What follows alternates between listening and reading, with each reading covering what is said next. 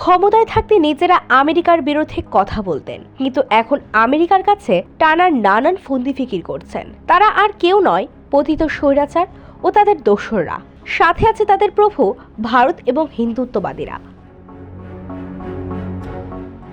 President Donald Trump ও দেশটির কংগ্রেসের মাধ্যমে বাংলাদেশের বিরুদ্ধে নিষেধাজ্ঞা আরোপের চেষ্টা চালানো হবে বলে জানিয়েছেন এক ভারতীয় আমেরিকান নেতা।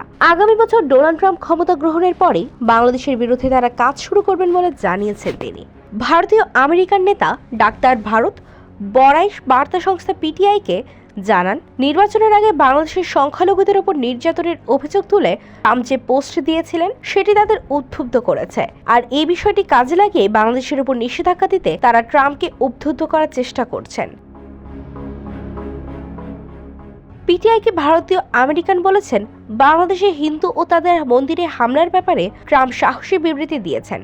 তিনি একজন সাহসী ব্যক্তি। যদি পরিস্থিতির উন্নতি না হয় তাহলে তিনি বাংলাদেশের বিরুদ্ধে অর্থনৈতিক নিষেধাজ্ঞার কথা চিন্তা করতে পারেন। বাংলাদেশের উপর নিষেধাজ্ঞা দিতে ট্রাম্পের কাছে পৌঁছতে ভারতীয় আমেরিকানরা সক্রিয়ভাবে কাজ করেছে বলেও জানিয়েছেন তিনি। বিশেষ করে বাংলাদেশের তৈরি পোশাক খাতের উপর নিষেধাজ্ঞা আরোপের চেষ্টা চালানো হবে বলেও ইঙ্গিত দিয়েছেন এই ব্যক্তি। তিনি বলেন, যদি তাদের তৈরি পোশাক রপ্তানি বন্ধ হয়ে যায়, যা তাদের ব্যবসার 80%, তাহলে বাংলাদেশের মানুষ খাবে কি?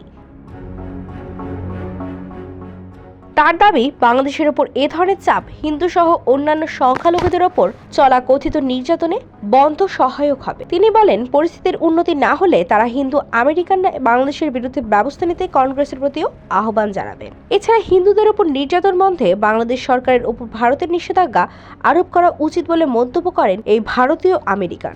বলেন, যদি তারা হিন্দু ও সংখ্যালঘুদের হয়রানি অব্যাহত রাখে, ভারতের ওপর তাদের নিষেধাজ্ঞা দেওয়া উচিত। IVTV, USA, new York.